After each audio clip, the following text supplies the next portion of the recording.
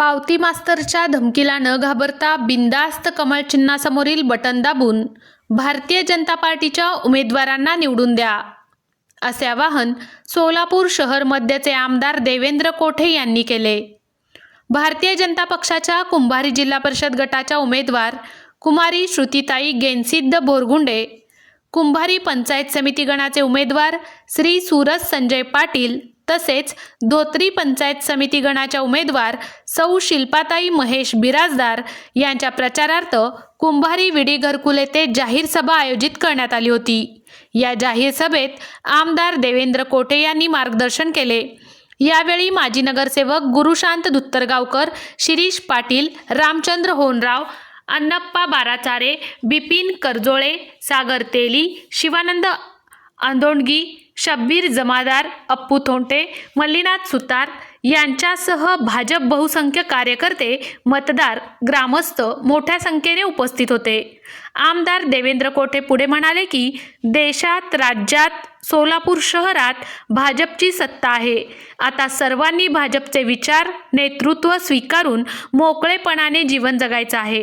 कोणत्याही धमकीला न घाबरता बिनधास्तपणे भाजपच्या कमळ चिन्हासमोरील बटन दाबून भाजपच्या 3ही उमेदवारांना निवडून द्यावे, असे आवाहन कोठे यांनी केले। या सभेत गुरुशांत दुत्तरगावकर यांनीही मार्गदर्शन केले।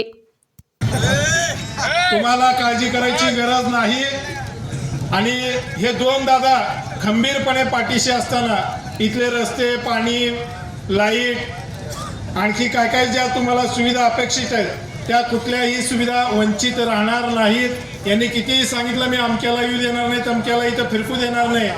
देश संविधानावर चालतो, देश कायद्याने चालतो। आता असलं बोलणं इथून पुढं कोणीही खपवून घेणार नाही, हा संदेश त्यांना मतांमधून द्या।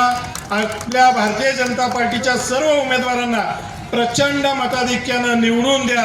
तुमच्या विकासाची सगळी जबाबदारी सचिन दादा, कल्याण शेट्टी आणि देवेंद्र दादा घेतील याची खात्री या प्रचार सभेच्या निमित्तानं तुम्हाला देतो आणि इथं बोलवून जो मान सन्मान दिला त्याबद्दल तुमचे आभार व्यक्त करतो।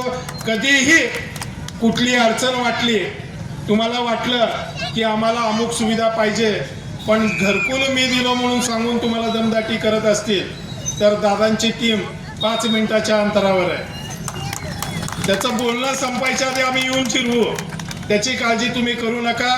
फक्त मतदानाला मात्र 7 तारखेला दुसरा कसलाही विचार न करता आवर्जून जाऊन कमळाच्या चिन्हासमोरील बटन दाबून प्रचंड मताधिक्यांना आपल्या सगळ्या उमेदवारांना निवडून द्या, एवढे हात जोडून विनंती करतो आणि थांबतो। धन्यवाद। जय हिंद।